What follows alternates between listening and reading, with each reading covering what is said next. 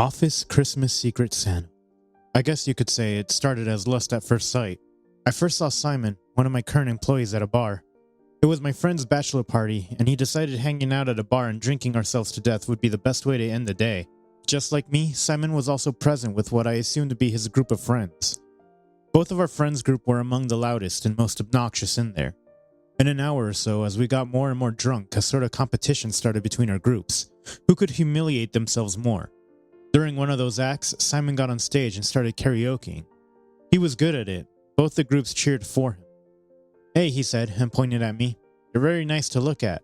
My friends hollered behind me, and I raised my glass at him.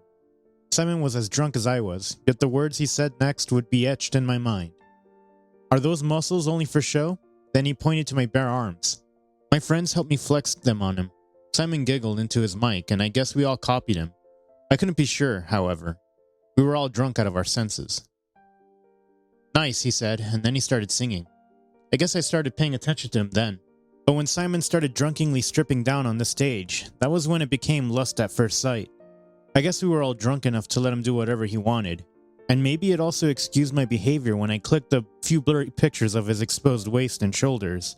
When it looked like nothing could stop him, his drunk friends grabbed him and pulled him down from the stage. I laughed at their antics and paid more attention to them than to my friends.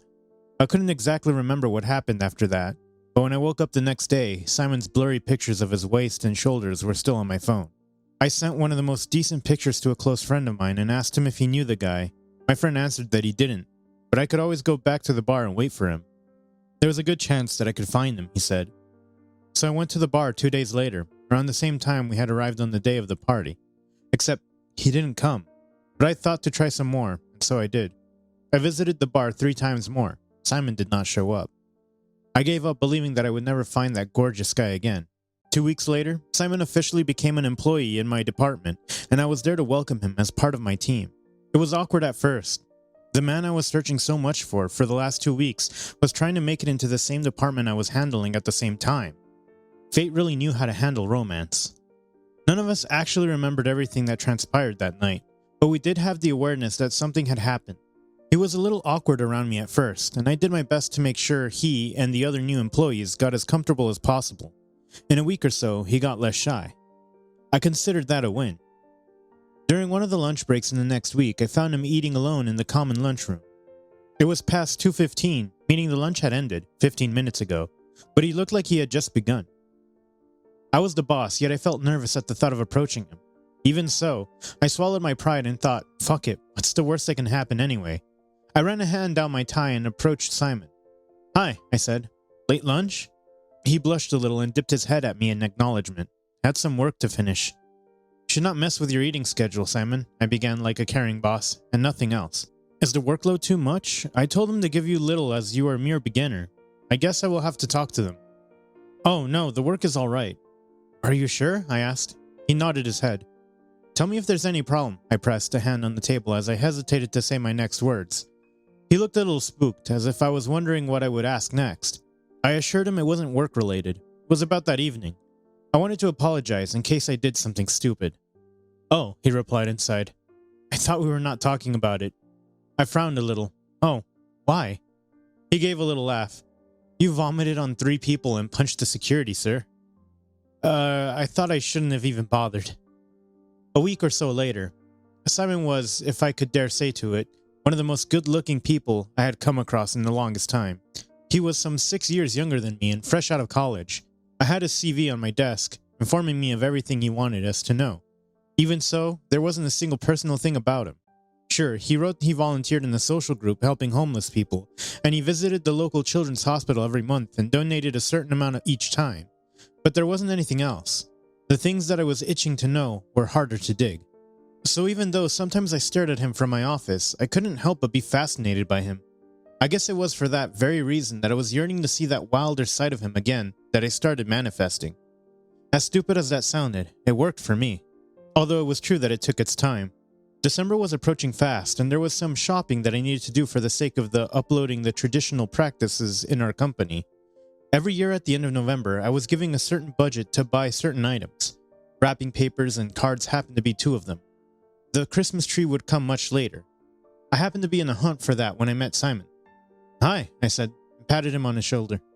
He turned to me and smiled suddenly. Hi. I remembered that age-old joke that no employee likes seeing their boss outside the working hours, and I quite understood that. I was in that place too, but Simon, he did not look tense or irritated. Contrary to that, he looked quite happy to see me. That single twitch of his lips ignited a very passionate hope in me. If I could swoon with dignity, I would have done that too. I did not see you, Simon began.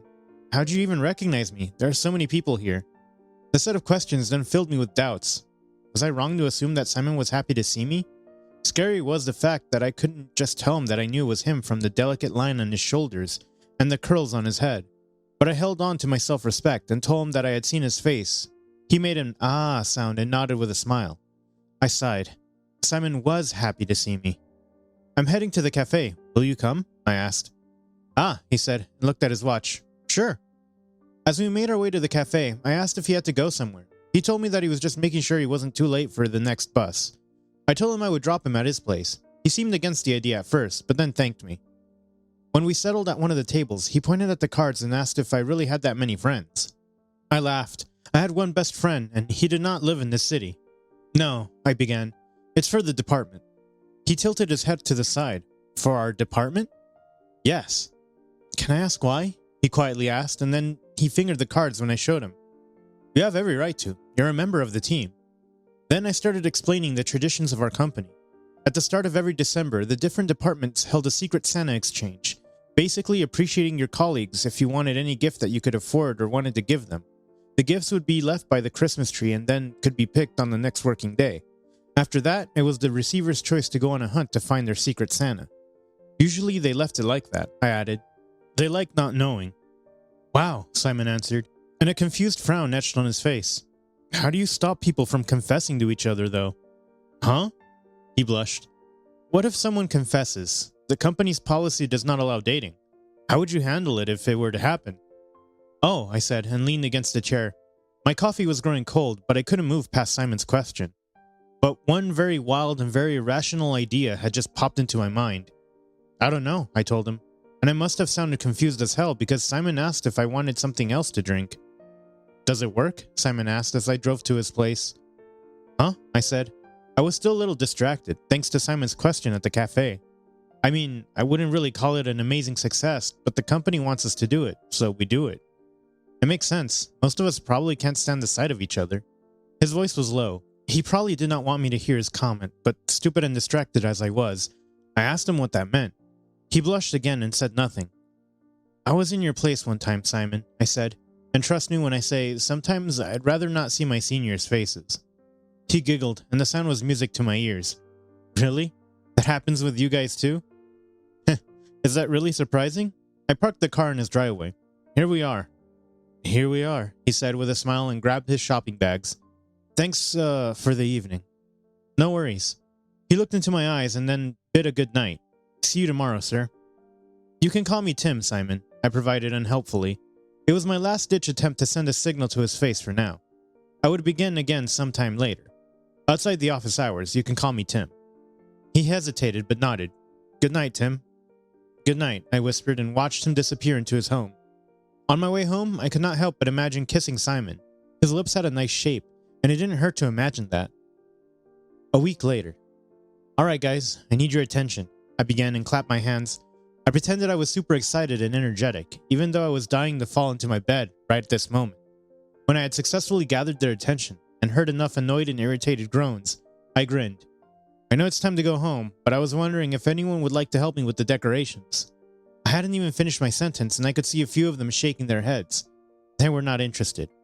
I got that, but I already knew at the end of this, I would probably be left with only 1 or 2 people to volunteer with the tradition. I knew the drill, but it was my duty to run this process. You will, of course, be paid, I added to entice those 2-3 potential volunteers. Obviously, I received many surprising updates in return. Someone's mom was sick and bedridden, someone's wife was pregnant with their second child, someone did not want to leave their younger gay brother alone with their abusive parents, and so on. I nodded at all of them, told them I wouldn't stop them from leaving. In less than 10 minutes, almost all of them had left. I was left with 3 volunteers who claimed they'd rather rot here in the office than in their homes. I assigned them all some work and ordered snacks and coffee. Some 5 minutes later, Simon came out of the washroom and stopped in his tracks. We looked at each other, and he nervously blinked his eyes at me. "Oh," he said finally and came closer. "What's going on?" "Decorations for the traditional exchange," I answered, and showed him the fairy lights in my hands. "Sean, Jeff, and Ellis are helping me, and everyone else went home. You can stay here and help us, or you're free to leave." He took the fairy lights from my hands. "I will help." I couldn't help my smile. "Are you sure?" I asked. He nodded and joined his colleagues. I watched him interact and discuss with them. Even though I tried to busy myself with my set of responsibilities, I couldn't help but stare at the light touches Jeff left on Simon's waist and neck. Simon did not seem to reciprocate any such advances, but he did not stop him either. Jealousy was a disease, and I was going to drink myself to death tonight. The next Tuesday, the affairs of the office finally reached my ears. 2 of my seniors were caught making out in the office after work hours by one of the janitors. Instead of keeping it to himself, he started spreading it throughout the office. Eventually, it reached everyone, and now both of my colleagues were discussed at every corner of the office like fresh gossip. The worst thing, of course, was what would happen after. To maintain the integrity of the company, our seniors were sure to do something about it. I wouldn't be surprised if either or both of them would be fired. It was a usual thing. Even if you wanted to date, you were not supposed to bring it into the company's premises. Getting caught was the least troubling part. It was what the authority did after. Degradation was part of it. I had seen the sneer on my seniors' faces, the ones who were settled already and had 99 children to look after. When I got annoyed with all the whispers, I walked into the washroom. Simon was there. I watched him unbutton his shirt a little to wash off something. I looked around and found no one around me. Looking at Simon, I understood why I was especially irritated with how the company handled those who broke their non-dating policy. I liked Simon. I'd been fascinated by him since the moment I saw him weeks ago, and the moments spent between us did not help my case. Every time we interacted, I thought about kissing him, dating him. And now the latest scandal threatened that dream of mine. It was irritating to say the least. I loudly cleared my throat and closed the door behind me. "Hey," I said. Simon jumped a little and immediately covered himself when he saw me. "Hey," he replied. Sorry about this. It's just Jeff. God, he's such a messy eater." That name again. I frowned a little. "What did he do?" I asked. Simon nervously giggled. We were having lunch together and he wanted to give me this pendant. I said I was grateful for it, but I would wear it after we had our lunch. But he was so eager to see me wear it that he sort of got excited. I don't know, and then he spilled this one on me. It was an accident, of course. I clenched my jaw. Where is he? I'm not sure. He will probably come to check me soon. That's why I'm trying to get rid of it as soon as possible. When I did not say anything, he looked into my eyes. I don't want his eyes on me, he added softly. Oh, I answered dumbly. What did Simon mean? Though I was confused, I asked Simon if I could help. He looked unsure for a moment, and then looked at me. My heart was in my throat. Just 5 minutes ago, I was trying to run away from the gossip of my colleagues, and now I was doing the same thing that could land both of us in trouble. As I cleaned the stain on his shirt, my fingers often occasionally touched his bare skin. Each time, Simon shivered, and I thought to myself, trouble would be worth it. As if to warn me again, I heard heavy footsteps coming in the washroom's direction. Even before I heard it, I could imagine Jeff opening his big mouth to call for Simon's name. When he finally did, we scrambled quickly and hid inside one stall. Fuck, I whispered as I slowly locked the door behind us. What if he finds us? Simon asked in fear. Should I walk out? I can't lose this job. It's my first. Hey, I whispered in the cramped space. It's all right. I will not allow that. Just then, Jeff opened the door and started whistling. Each time he said Simon's name, I could hear the grin on his face. I nearly swore. I was sure that man just wanted to catch the sight of some bare fucking skin. Simon, Jeff called. Are you there? Should I check? What the fuck? I whispered. Is this man crazy? Simon looked at me in fear. Now going out wasn't an option either, and both of us knew. Simon was nearly in tears when Jeff stopped in front of our stall. We're going to get caught, he mouthed. I understood where his mind was. He had just recently gotten this job. In any case, this would not look good on his CV. Jump, I told him. I was taller and broader than him, so it was easy to suggest that. Jump softly, I will catch you. Are you not going to answer? Do I really need to look? Jeff asked. Simon looked confused, but did as I told him. I grabbed him around his thighs and held him like that. He was lightweight and did not much strain on my muscles. This way, his legs would not be visible. I took a few breaths and then started speaking in an annoyed voice. Who's that? Oh, Jeff answered and noisily stepped back. I've been trying to ignore this for a while, but if I see you the moment I come out, you will lose your job. This is absurd. I'm sorry, sir. I wasn't actually going to look. I'll leave. I'm sorry. Then I heard hurried steps walking out of the washroom.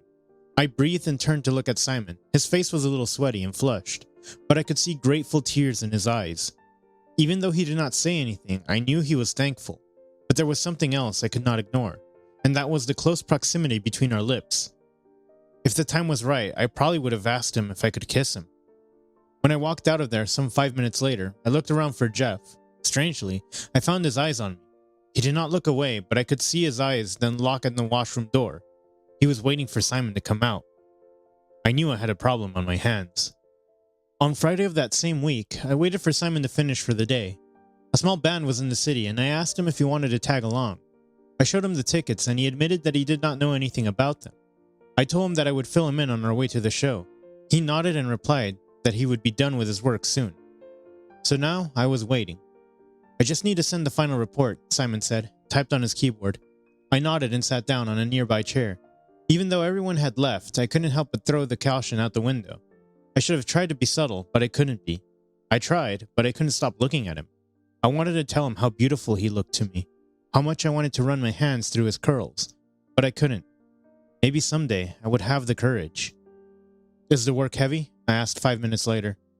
Huh? He said and dragged his eyes away from the screen. No, sir, it's not. Do you like working here? I asked. It's nice. I don't really have anything else to compare it with, he began. Honestly, so, it seems like a nice place to work at. Yeah, that happens in the beginning. I couldn't help but agree. Do you like the rules here? I asked, and this time he stopped completely. What rules? He asked and turned to me. There are many rules. Even though we weren't saying it, we knew exactly what we were talking about, or at least I hope it was the same thing. You know, some rules that this company can survive without. He turned to his screen. If you want my opinion on the no dating policy, you can directly ask for that, sir. He sent a quick message to the manager about the report and then shut down his computer. If you want me to be honest, sir, I think it's cruel. When I did not say anything, he continued, hesitatingly. What if you happen to find the one and only here? What would you do? I will leave this shithole, I answered honestly. Simon looked intrigued. You hate this place? It has sucked 5 years of my life. Do you think I will allow it to take away my love from me? Fuck it. I was taking it personally, and way too literally. Not worth it. Simon packed his items in his bag and stood up. You're interesting, sir. Glad to hear that, Simon. On our way to the show, I started telling him about the band we were going to see. He looked interested and asked if we weren't dressed a little too formally for such a casual setup. I told him none of that mattered, and the goal was to relax and take it easy. He looked a little overwhelmed, but nodded anyway. It was nice spending time at the show with Simon. At some point, as we were drinking, the singer started singing a soft single. There were already couples dancing, and Simon stood up suddenly and shyly asked if I wanted to dance. I did not know anything about dance, but I told him that I would dance with him. For the next 15 minutes, I had my hand on his waist and his hand on my shoulder. Was this the happiest night of my life? Of course, something about the way we fit in just seemed so natural that I couldn't help but smile. Even in my sleep. In that moment alone, I knew I would leave that damned company if I had to. But I would never, ever let the chance of possibly dating Simon slip away from my fingers. It was so nice, Simon drunkenly said on our way home. I would like us to do it again, I said. If you want, of course, I added. Yeah, he said. His words were slurred, so I was having a hard time understanding him. But that still did not mean I did not understand his next words. He said he loved roses, apparently. His first lover had said red looked good on him. I told him I agreed with that. For a while, I was collecting Pop Mart, but then I realized the price was ridiculous. Even though it was cute as hell, I had to stop. Pop Mart? I asked. He nodded, but he had long forgotten about what he had said. The next day, I searched for it and found that it was a doll collection. Wow, I said to myself. At least the dolls were cute and tiny. I guessed it made sense why people were throwing their money at it. Just like that, I decided what my gift for Simon would be. I did not know if Simon would remember what he had said, but I hoped he still desired the dolls. But of course, as luck would have it, Jeff beat me to it. No, not by gifting Simon the dolls he so ardently collected, but by lying to him on the day that everyone was supposed to get their gifts. Simon grabbed the two in his name from under the tree and sat in his cubicle. I watched him eagerly open the boxes through the window. The first one was from Jeff because he was doing the same thing as me. There were a couple of cards and expensive chocolates. Simon looked happy, but not as happy as when he opened mine. I could see him struggling not to scream in surprise and happiness. If it weren't creepy, I really would have clicked his picture. I smiled to myself and went to my desk. I hoped Simon would come bursting through the door any time and tell me he knew it was me. There was one gift sitting on my desk in my name. I opened it and found another gift box. And a red thread. I put aside the gift box and grabbed the thread. I was intrigued. Was there some meaning behind this? I couldn't know. I placed it in my breast pocket and sat down, hoping Simon would come. He did not.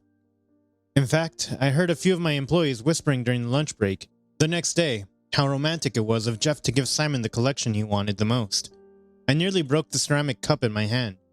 It was my gift. I wanted to tell them. Jeff did not gift him that, but I dare not say anything. On my way to my cabin, I saw Jeff hovering around Simon's cubicle. His face was so annoying. I really wanted to punch him in the face. Days passed, and I did not see any sign of Simon, even having the idea that his secret Santa might have been me. Perhaps I had hoped for far too much. However, at the New Year's Eve party at the company, I saw Simon again. The attendance of employees was not necessary, and the party was not going to be some extraordinary bash anyway. But some employees from my department had come, and Simon happened to be one of them. Obviously, Jeff was there, and he hovered around Simon too much for my liking. I tried to swallow my bitterness with drink after drink, but nothing really helped. I really needed Simon to come to me, and tell me that he knew about it all this time. The countdown happened, and my hopes to kiss Simon went down the freaking drain. I was nearly in tears by the time the clock hit 1. Was my love never going to be reciprocated? I moaned to myself. Perhaps my bloodline was cursed. I slammed my glass on the table and stumbled my way away from the party. A lot of people had already left, so there weren't many to run away from anyway. Even then, I found the washroom to hide in. I really believed this company was pathetic. I loosened my tie and washed my face. I heard the door open and let out a sigh. I was not up for an interaction. I purposely did not look up until I smelled the familiar perfume. It was Simon. I ran my hand through my hair and looked at him. He was not drunk, but he still looked a little sad. It hurt me to see him like that. "What's wrong?" I asked. "I had to make an effort to run away from Jeff," he answered. "Yeah, I guess he can be persistent." I leaned against the counter and crossed my arms over my chest. I did not pull my eyes away from him. He was nice to look at, and he was dressed in red tonight. He was delightful to look at tonight. "Very persistent," Simon answered and came closer. "I was wondering if you figured out who your secret Santa was." I rubbed my finger over my bicep.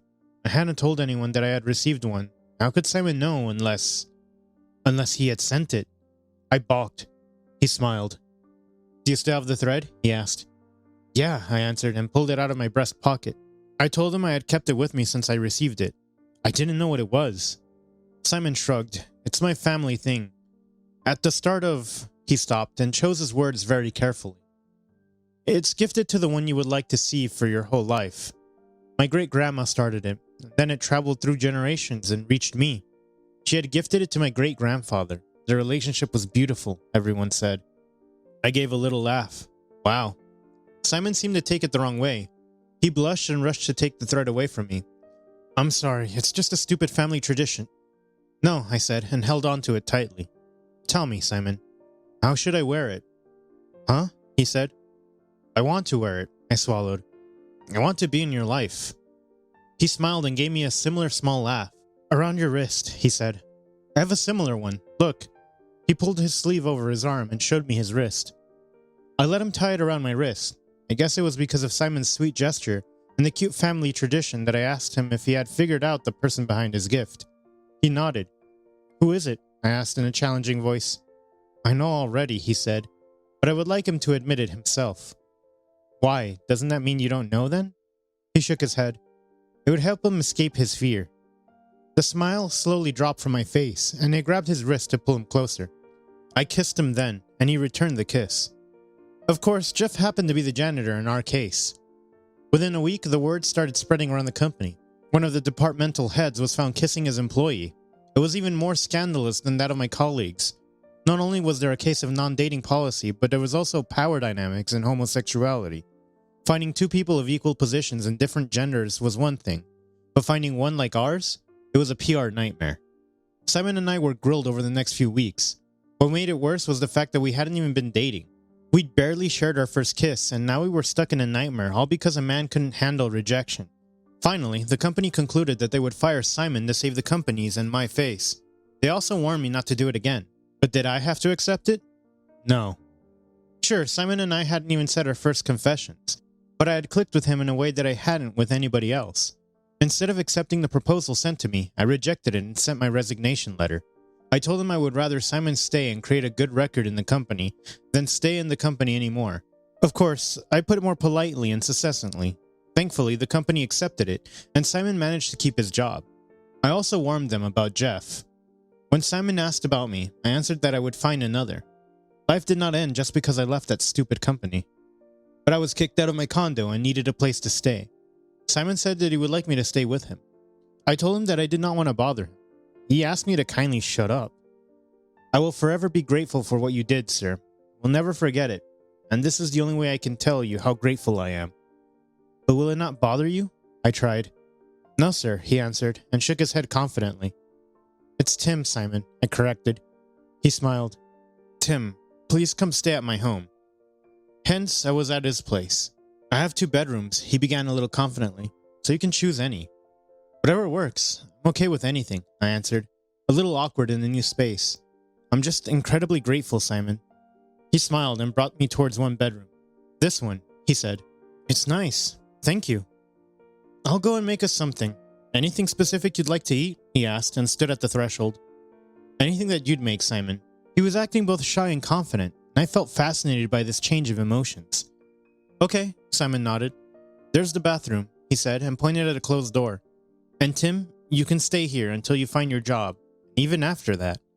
I stepped close to him. Thank you, Simon. Simon silently stared at me. Can we go out tomorrow? I'd love to, I answered, and brought a hand to play with his curls. He leaned into my touch, and that was when he kissed me. I was not surprised. The next day, we went to visit Simon's favorite spot in the city. Conclusion. I started staying at Simon's place after that. I never moved out of there, not even after finding another job there 3 months later. In those 3 months, however, we came closer and worked on our relationship. In the 5th month, I shifted into Simon's bedroom. We started going on dates. Jeff was caught breaking one of the company rules, and he got fired from the place. In the meantime, Simon started looking for a job as well. He said he could not stay in the company for too long after what they did to me, and I'm hoping he will do so soon. The end. Do you believe in happenstance? Let us know in the comments. Thanks for watching. Consider subscribing to become part of our Rainbow Force and stay wholesome.